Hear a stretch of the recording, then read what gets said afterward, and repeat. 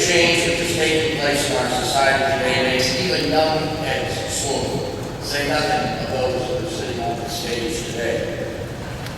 Today marks a day of change for you. With the exception of those who will remain here for graduate degrees, most of you will wake up Monday morning with no classes to go to, no reinforcing small campus environment where the immortal words of cheers, everybody knows your name. I hope there's some in this graduating class who know that famous jingle, lyric of the sitcom.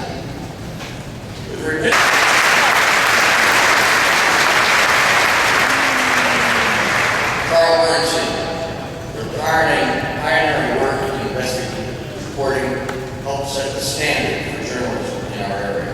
Born and raised in Washington, D.C. area, your journalism career began in your youth as you served as a copyboy at 16 years of age and as a reporter at age 19. For those of you in our communications department can understand what accomplishment that is. Early success as a journalist and writer earned you a position at the Washington Post, where you covered every aspect of urban life in one of the world's leading cities. In June 1972, the Post assigned you and your colleague Bob Woodward to cover the burglary of the Watergate complex. You combined investigative reporting and covered a chain of events that eventually led to the resignation of President Nixon. Your efforts, and those of Mr. Woodward and the Washington Post itself, earned you all the Pulitzer Prize. Along with Woodward, you wrote two classic bestsellers, All the President's Men, which was turned into a movie starring Robert Redford and Leslie Hoffman about the coverage of the Watergate story, and The Final Days, an outline documented the days of the Nixon presidency. The use and abuse of power became a consistent theme throughout your journalistic career, covering issues including the Cold War, Middle East politics, and the Gulf War. Your groundbreaking cable biography, John Paul II and History of Our Time, co-authored by Vatican journalist Marco Pilotti, was the first to detail the Pope's pivotal role in the fall of communism. It was the topic of the inauguration.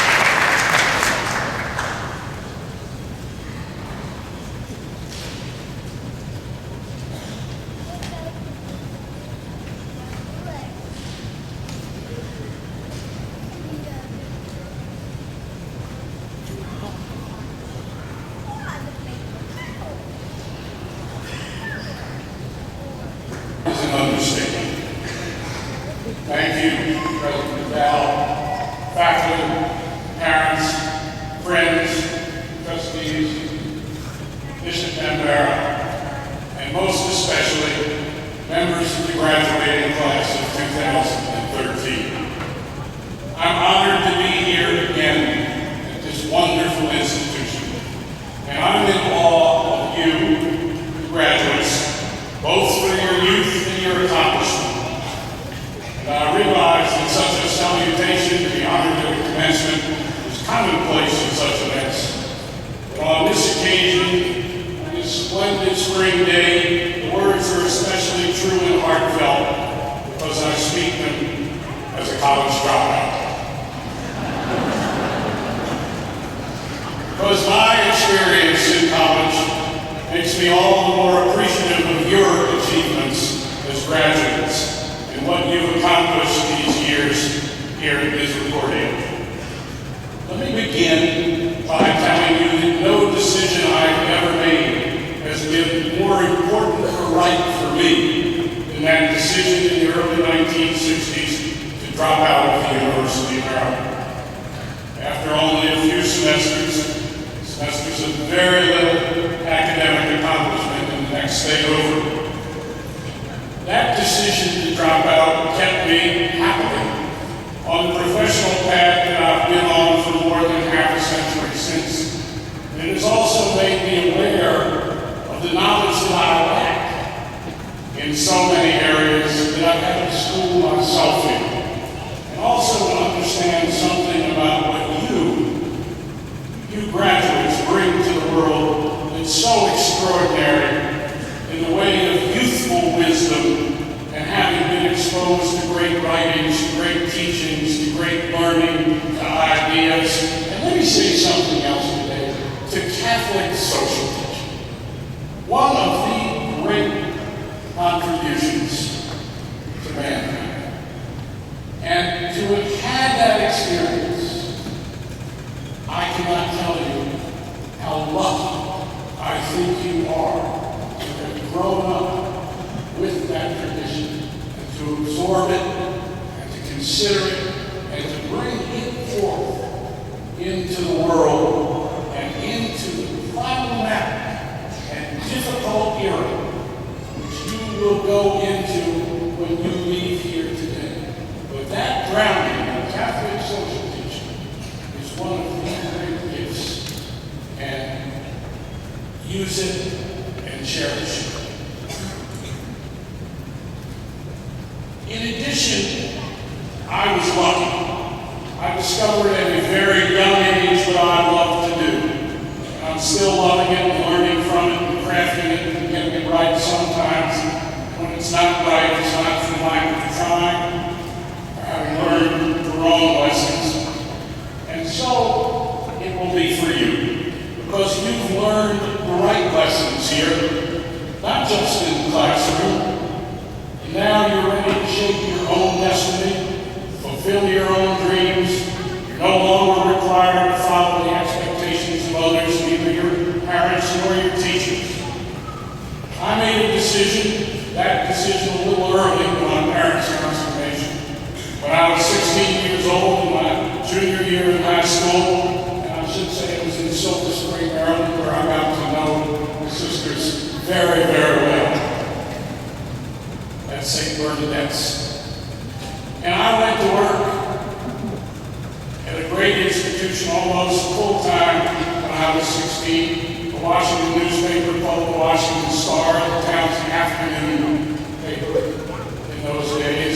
And I grew up and was educated in that newsroom, not in college, by a wonderful group of people, all of them older than I was, who understood what the press, his calling, and journalism and reporting was about.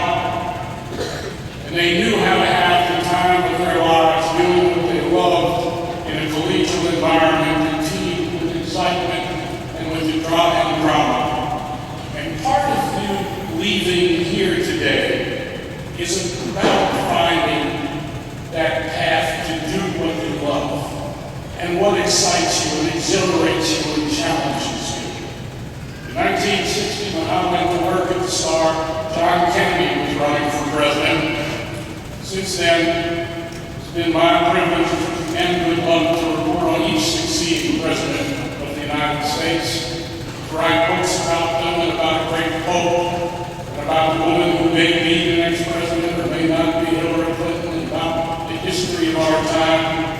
And also for more than 40 years now, to travel around this country, especially between the two coasts, to every state, and to learn about the magnificent people who are too often forgotten in Washington, both in our politics and our journalism, especially our working people, our working class people, our middle class people who struggle every day increasingly. The greatest lesson that I learned at the Washington Star has been the underpinning of my work since at the Washington Post as well, and since I hope in everything I've done. The idea that two notions inform what we journalists ought to do, and which have larger implications, it seems to me, for our country, for our culture, and for your roles as well in this society. The first rule is that the press exists for the public good, not just to make money or entertain or merely cause controversy. And secondly, that our primary function as reporters and editors and publishers and news providers, whether online or in print or in TV or video, is to give our readers and viewers the best obtainable version of the truth. I'm going to come back to that very basic term. Again, the best obtainable version of the truth. Because almost a half century after I went to work, in your era today, it's clear that something is not working in America today, that our system is straining, both our journalism and our politics certainly strained as never before since I went to work that half-century ago. The notion of the public good, which I fervently hope that you graduates will embrace in whatever you choose to involve yourself in professionally, in terms of civic application after you've left Misericordia, that notion of the public good particularly as the underpinning of our politics and our media has been, in my lifetime, undermined and overwhelmed by self-interest and careerism, by partisan assertion, and above all, by ideological and cultural warfare, particularly in Washington, where I was born and raised, at the expense of the national interest. And I think one of the things that I see throughout the country today amongst young people like yourselves is this great desire to move beyond this cultural ideological warfare which my generation and its immediate successors has placed upon your generation as a yoke. It's difficult business with the best attainable we have hoped for but have not seen in your lifetime.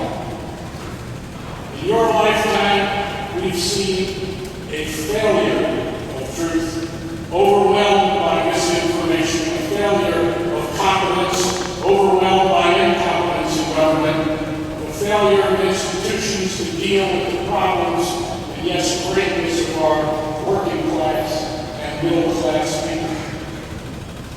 When I went to college, as brief as it was, a college education might have cost $1,000. Yours riddled with student debt that my generation has placed on your experience. What I'm getting to is that the absolutism and dogmatism and demagoguery of our politics, particularly in the United States Congress today, is at the heart of a breakdown of one of the three essential branches of government, which has failed utterly to solve the greatest problem of your inheritance, and that is whether we are going to become a nation of the wealthy. Here are a couple lessons that I've learned and pass on briefly today. First, the essential rule of reporting that has paid off time and time again for me, and that I think pays off in almost all aspects of life. Be a good listener. Don't be bound by notions and ideas. Not necessarily what others have told you. So yes, leave here, understand the rules beyond rules that you want to challenge and break very carefully. To know why you're bending them, challenging them, and even breaking them, and the possible consequences of doing them. But risk is rewarded. I don't know if any great men and women in history are people iconoclasm and genius and force that a really good education like you've gotten here at Misericordia, a really good education, however we come by it, allows us to do. Thank you. I'm in awe of you. Thank you.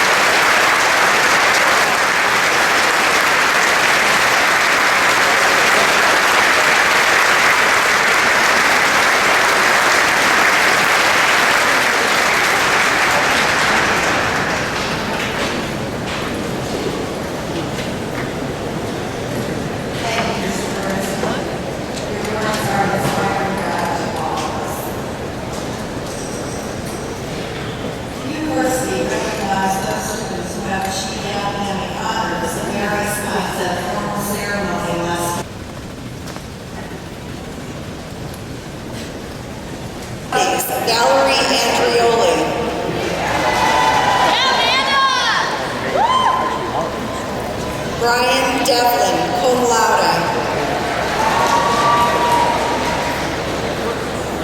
Mariah Fabry.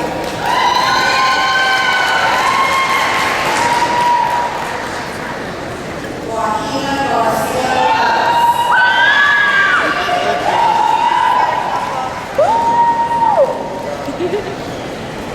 Stephanie Wall, cum laude.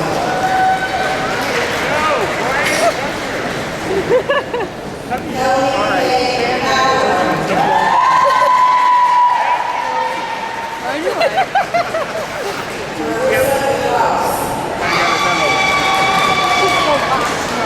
I know. Oh my God.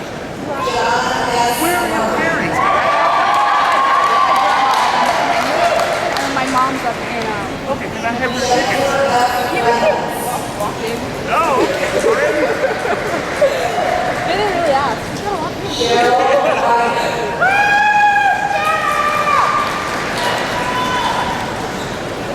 Oh, hey, Dad.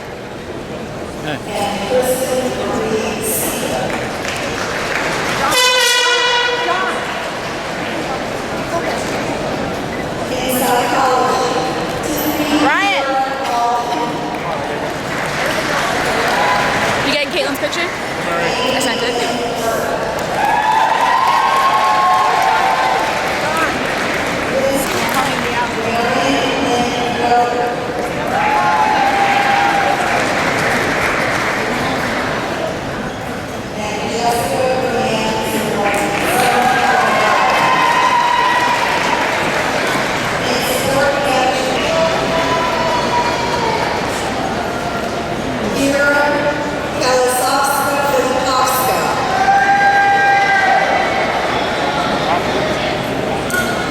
Christine Susan Gallagher.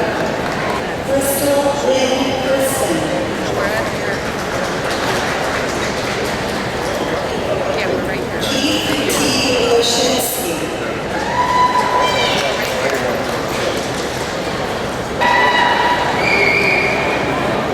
Courtney Serafini McDonough. Jenna Caroline Georgia.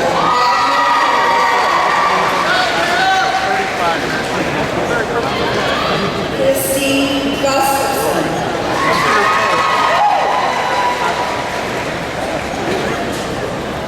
Jessica Christina Parker.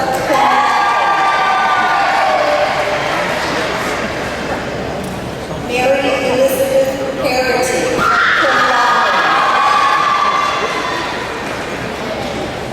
Katina Kemp. Matthew C. Wilcox.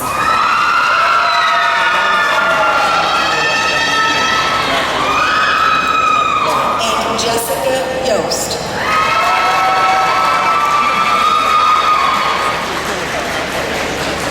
President McDowell, the following candidates have completed the requirements for the degree Doctor of Occupational Therapy. Jennifer Ann Mendato. Staff.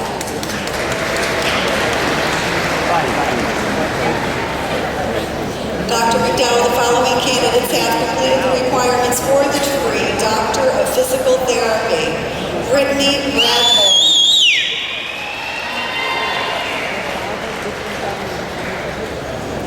Rachel L. Cook.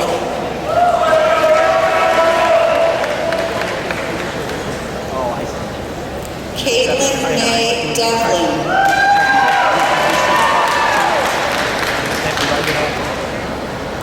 Richard Thomas Kropp.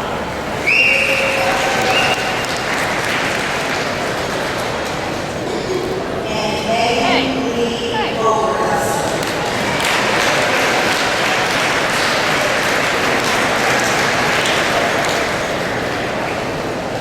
come here.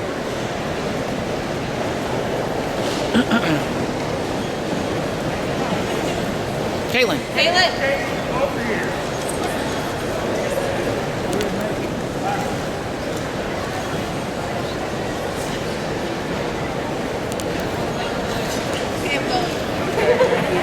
Megan.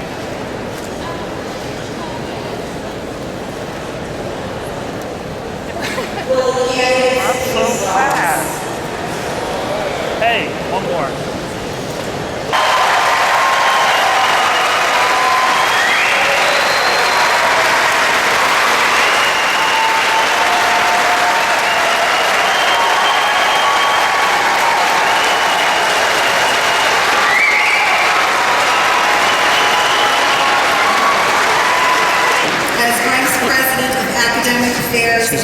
Concordia University, I present to you the class of 2013 and recommend that you confer on them the degrees for which they have successfully completed all requirements.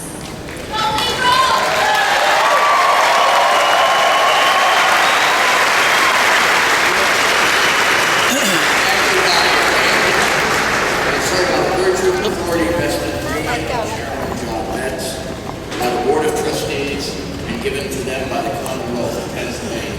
I hereby confer upon you the degree for which you complete all of the requirements determined by the faculty and the department in which you are qualified. All the honors, privileges, responsibilities thereto appertain. Congratulations.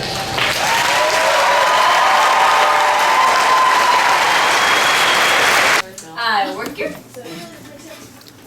But like I'll be driving around, like I'll go pulling out of a parking lot, whatever. He was mowing the lawn once, and he just goes, Okay, so it's about the sign. "Hi, Phil." And I come back, and he goes, Yeah. "Like, you need to pay attention." "Oh, what? Oh, what?" Like, okay.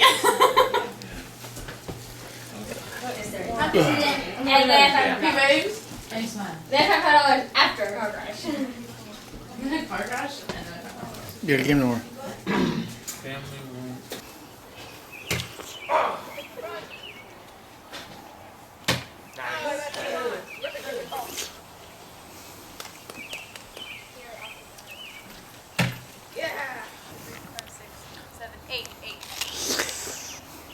Eight to two.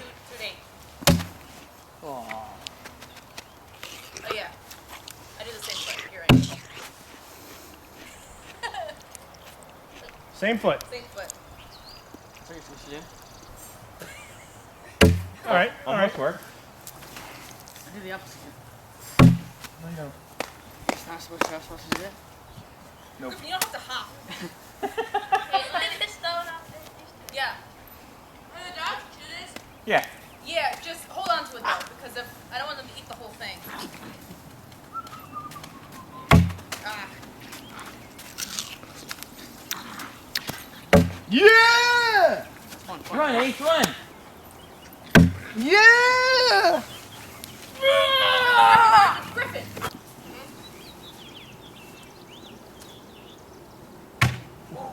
Almost right in.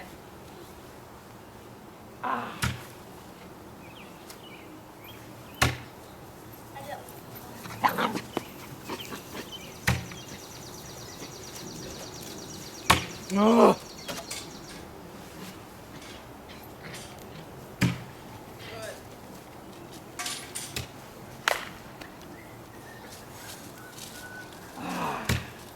What is it if you get in the hole? 3. So it's 1 for the board? 9, 10 to 3. Yes, but you don't get the points that cancel each other out. Yeah. So if you So both if I got 3 points, he got 2 points, and only 1 point. Oh, alright. All right, a little better, a little higher, Griffin. Hey, what are you two rascals doing? Ace, Where'd they go? Puka. Oh, What if your bag gets knocked off by then nothing. No points. no points? Yeah. It's whoever's on the board at the end of the.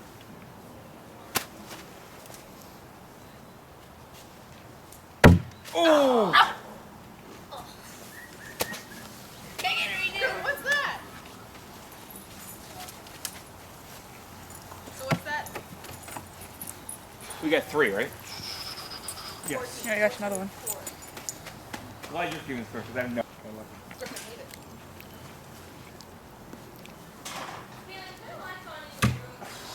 In my room? Turn the lights on yourself. We don't know how. We tripped on the lights. How do you turn on the fan? We got so hot. We need help setting up the. I don't know how to do this. We don't know how to do that either. So we can keep it. Setting up the what? Setting up the Wii. The lights aren't really that bright, so just turn on the standing light. Yeah, and the then fan light. And then in the Ooh, tied. in the No points. coffee table is a white remote. The second and bottom button. Well, Rick was here. What?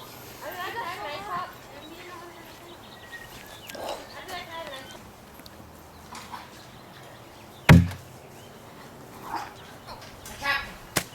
All right, getting better. Nice. Okay. You done?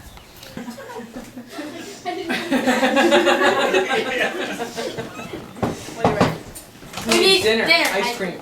Pizza, pizza, pizza, pizza. Who needs dinner? Ice cream.